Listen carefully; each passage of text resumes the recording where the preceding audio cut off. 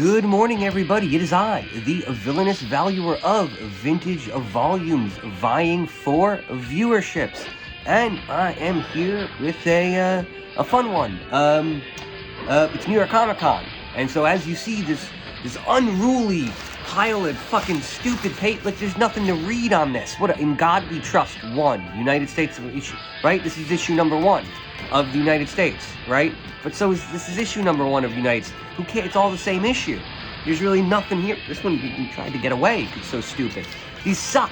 I can't read these. How am I going to read this? So I'm going to go to a magical wonderland called New York Comic Con, and I will replace this pointless stack of unreadable dollar bills. There's nothing. See, like, look at this. Look at this. Look, there's one character in the whole fucking thing. There's nothing going on in God We Trust 1. I feel like I already heard that. $1. They said that on the other side, right? Bad writing. These are very poorly written, and I don't know. I don't know whatever. So there we go. When you tune back in, this disgusting pile of garbage will be replaced with an orderly stack of words. There we go. Then we're back. We have a stack of, it was $60. I got $60 books. So many of them I'm sure I've already bought before, but whatever. So let's just have some fun. I'm not going to make it through the whole stack, but, you know, I just kind of wanted to show you, you can take a pile of, you know, that pile of dollars, you know. Everyone has a change jar. I kind of have a place where I throw dollar bills. I don't bother doing exact change when I check out places. So I just sort of throw my dollars off to the side and eventually spend them on dollar books. And I mean, look at it. This is a pile of singles, and now it's a large stack of books. Let's see if I like them. I picked them out. Of course I like them. Here we go. Okay. So, I've been getting Batman and the Outsiders issues from the dollar bins at the Chelsea flea market over the past year. So now I'm just sort of, you know, might as well continue on that path. Oh, and also, I love seeing these old Dungeons and Dragons ads. It just goes to show you that all the nerd stuff kind of comes from the same group of people. People monetizing nerds. It's kind of fun. It kind of feels weird that it now seems like they're trying to turn nerds into sports fans. You know, this is about, you know, yeah, there's an element of gambling, but in D&D, it isn't really, like, dangerous for your character, right? I've had characters die in D&D because I've done some stupid things in D&D. Generally, the story isn't really designed to kill people unless they take crazy risks, you know, whatever. It's just not a game. I know, because it's not based on gambling. Despite it being entirely based on dice rolling, Dungeons and Dragons is more of a grind than it is a gamble. You're supposed to just work your way through the story, and your characters and the story will develop. Currently, gaming seems more about straight-up randomness. You know, instead of, I guess, you know, a first-person shooter where you and your team will strategize, we now have Battle Royale shooting games where there's this large amount of randomness that will determine who wins. You know, are you in the place where the map ends? If you're in the place where the circle ends in PUBG or Fortnite or whatever, you have a huge advantage. The people that have to fight their way into the circle lose. So all of a sudden, the circle added this massive amount of RNG to the game, and it's less about skill and more about, do you play it enough to get lucky enough to have videos where you win? And it's, you know, and so gaming, back in this day, it was a grind. Back in our day, it is a gamble. But back to the comic. Batman and the Outsiders. I feel like there's just a lot of really interesting Batman stuff in the 80s. I've mostly been reading The Brave and the Bold. The Brave and the Bolds, when I get those, I tend to read them just because I've had such good luck with Brave and the Bold in terms of readability. They tend to be completely standalone stories, and they somehow manage to tell a complete story. And I don't know, they get a sense that these are similar, that the Batman and the Outsiders is coming from similar creative teams to those Brave and the Bold stories from the 80s that I've been liking so much. So, figured I'd just keep buying these. Ooh, matches Malone. I love this. I love, this is Bruce Wayne's fake scumbag. You know, he just, yeah, see, you know he's doing a stupid voice, too. Yeah, matches Malone. Yeah, whatever. That's just, why does you, yeah, you look like Bruce Wayne if you shaved that mustache, Matches. Yeah, whatever. Fun times. You know, you got all these goofballs. Ooh, Metamorpho. I've never really messed with Metamorpho that much. But yeah, so it just feels like this is an era of Batman that I just don't know much about. So I'm going to try to build a Batman on the Outsiders run and give it a read. Boom, we've got Amazing Spider-Man. Let's see what the ad is. Terrorists go nuke. Okay, so yeah, this is Super C and Snake's Revenge. Is this Metal Gear Solid? Is that Snake from Metal Gear? I don't even know. Is Super C Contra?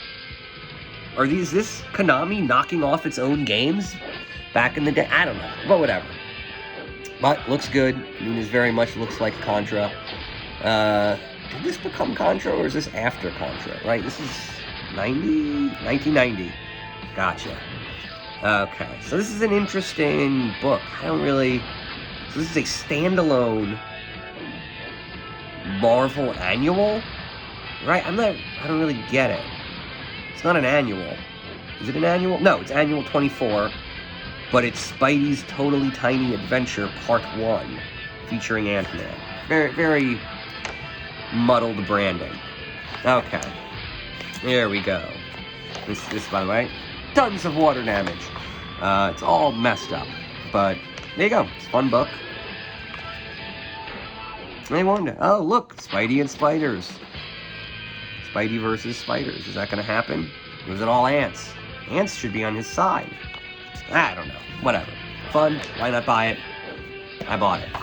Marvel Age.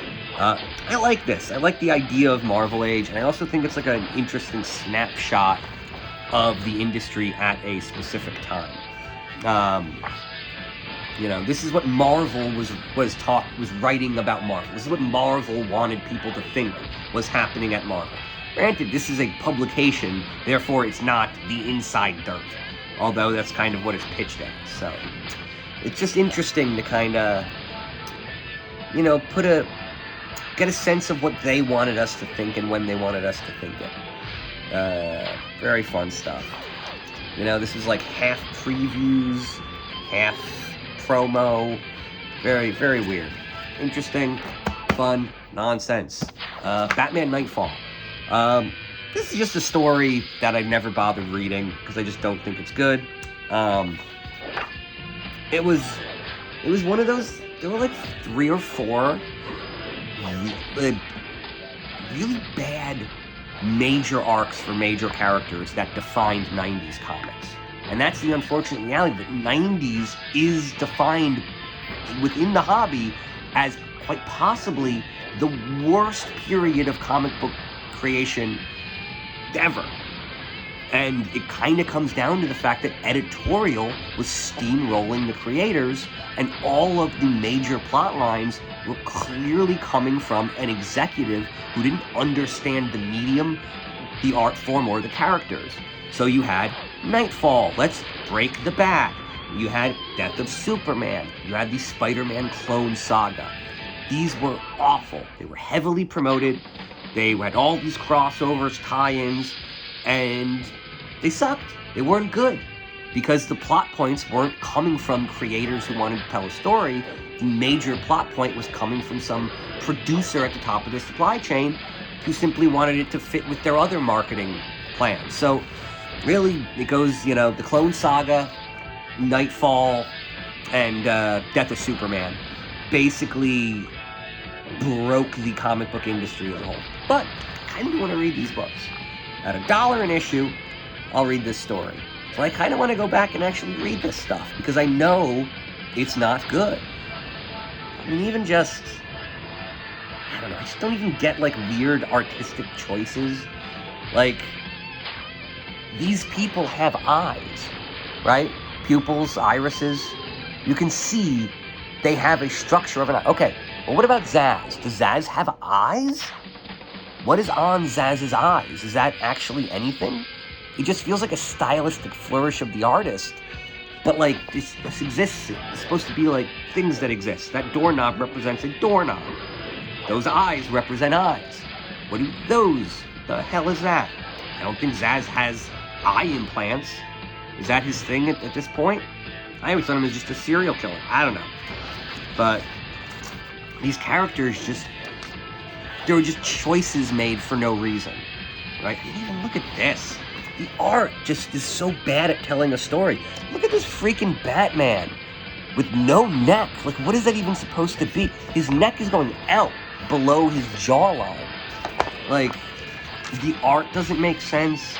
The characterizations no, fuck it. I guess I just decided I'm no longer going to buy Nightfall books. I'm not going to build this run. Fuck Nightfall. You're trash. It looked so bad at a glance that I'm not going to bother to engage with that story anymore. Okay, Peter Parker, Spectacular Spider-Man. Very fun. I feel like the Spectacular Spider-Man books are a little undervalued. That Amazing Spider-Man gets all the credit, despite Spectacular actually going back pretty far. You know, it was a Silver Age, right? Didn't it start in the Silver Ages? I don't know, whatever. But it was either very, very early Bronze or late Silver.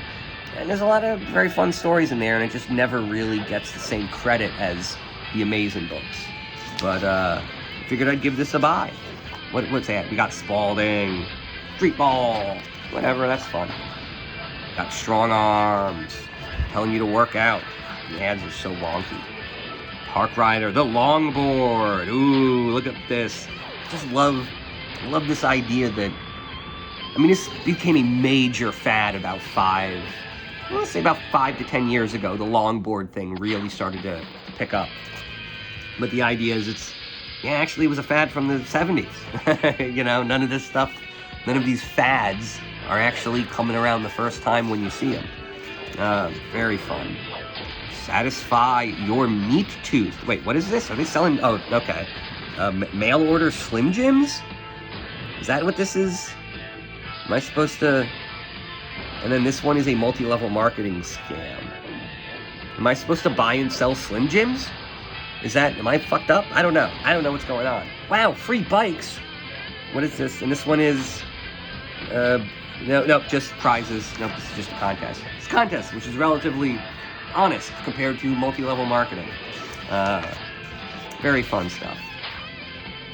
Man, 70s Spider-Man. I feel like 80s Spider-Man, it starts to be, like, I get it more, right? Back in the 70s, there were just still, in the 80s, TV was becoming huge, computing was starting to catch on, the concepts were starting to be introduced. In the 70s, it really does seem like the end of the last era, whereas the 80s feels like the beginning of the era we're in today. And so it's a lot easier for me to read 80s books than it is to read, 70s or 60s books. We got a lot better at communicating over the course of the 70s, especially in the realm of like sci-fi, fantasy, and story. I mean, I'd like to think about the amount of work that Star Wars did, trying to tell, certain cosmic stories before Star Wars was part of pop culture. It was very difficult. You had to explain everything. One example I always like to talk about is in Avengers number 8, first appearance of Kang. One of the early panels shows the UFO flying through. Then it has that little asterisk with the little box in the corner that says UFO, unidentified flying object. And it's this idea that the term UFO was so new, it actually had to be defined for the audience. Now, decades later, it's 50 years later, you would never dream of explaining what a UFO is, right? We all know that term. And so the early comic book writers really had a hard job of trying to tell some of these stories before the audience had this common language. Once Star Wars was out, you could just say, that's a space opera. And then everybody kind of gets what's going to happen. There's going to be a love interest. There's going to be the galactic empires. There's going to be conflict. There's going to be monsters. There's going to be weird aliens. There's going to be superpowers. There's going to be all of this stuff happening. And all you got to say is space opera. boom, epic space opera, 3 words, and we know where we're going, you know. And that's sort of, I talk a lot about Kirkman, using the language as built by the previous to make stories better. And I think it's fun to watch that develop. And it really does seem like the dividing line is like the 70s and the 80s. The 80s, they're talking our language. In the 70s, they're still talking that language from the previous era. Why not Zoidberg? I now buy this one whenever I see it. It's the Zoidberg comic. It's clearly Zoidberg. Well, why not Titano? There we go. Very fun. What does he add on the back? Multi-level marketing! Yes, fun. There we go. Let's see, how's it? More multi-level marketing. Oh yeah, I remember. This is kind of a bummer that he's not red on the inside. He's not Zoidberg. They changed the coloring. I hate this. I demand a refund. I was here for a red lobster, not a weird yellow one. Okay, let's keep going. We'll do a few more. Tales of the Teen Titans. This is just another series that so many people really love. You know, it's Wolfman and Perez, and everyone loves them. They're 2 of the greatest. The concepts that they created have stuck because they were good. They were the right guys to get these stories at the time they got them, and they've made a really long-lasting impression. And I think it's a good series to pick up. You know, this is a really great reading run, so I'm going to run it and read it. There we go. Very fun. I really am just so unfamiliar with the Titans in general, and I know it has value. A lot of people love them. The characters have mattered. They've really mattered to the Marvel Universe at large. So, definitely something I'm trying to dig back in on. And there we go. Fun books. Okay. Superman's girlfriend, Lois Lane. Okay, so I buy these just because they're completely ridiculous, and one of my favorite things is, this guy, he's what is this? He has glasses under his glasses, because somebody drew glasses on Superman. Very fun. Yeah, why did I buy? I mean, I think I tend to gravitate to it. Whenever they put like a demon or Satan in the story, I kind of like it, because it's so out of place. This is this is campy. It is silly. You know, it's usually gobbledygook about a shiny dinosaurs come to, Metropolis, whatever. But then every once in a while they're like, demons come. I'm like, oh, okay, that's interesting. Very fun. Okay, let's see, what do we got? Ooh, he's going to the Kitten Club. Ooh, clearly, that's a reference to something, right? Playboy Club, most likely. I've reserved a table at the Kitten Club here, Lois. Use this key to open the door. This is the most exclusive night spot in town. Only VIPs are given keys to this place. He's really trying to impress me. Why is Lois dating this weird... you got taken to a strip club on your date. Is that impressive? Or is it creepy? There you go. Fun book. Last ones. Yeah, got a bunch of Conans. This is... I grabbed a whole bunch of Conan, so I'll just kind of talk about these guys all together. Okay. It's just a character I've never really dove into. And I just saw that there's a bunch of issues within similar numerical range. It might be a good framework for putting together a run. Plus, I know I got a pack of probably like 30 or so Conan issues a while back that I think were all sort of in around this numbering. So I'm just sort of trying to fill in gaps and see what's there. Okay, look at these ads. We got Star Wars ad. I mean, these are all just electronic games. That's kind of fun. So these are all 4 video game ads, for the Atari. Right? Is this the Atari, or what is this? No, this is some weird standalone kind of... What is this? Is this laser tag? Like, I can't even... Megaforce. Get your official Megaforce membership kit. I don't even know. I don't even know what this is. There doesn't seem to be a product here, but it's fun. Okay, these are all ancient video games. Very fun. And I love how they all have these giant full-page graphics, but then, like, the gameplay all looks the same. Like, they have no pixels, you know, very simple, you know. Gaming doesn't exactly make sense until Nintendo. And there we go. So, that's it. That's it for today. I will keep going through my stack of books from New York Comic Con. I'm not going to buy Nightfall anymore. I talked myself out of it. It just doesn't look good. I know the idea came from editorial. No one actually had a story they needed to tell with any of these characters. So, I'm done. Boom. Nightfall's crap. Conan, that's good. Batman and the Outsiders, that's good. Spectacular Spider-Man, Tales Teen Titans, Zoidberg, all good. A lot of fun. There you go. Have fun, my dollar bimbos, and I am out of here.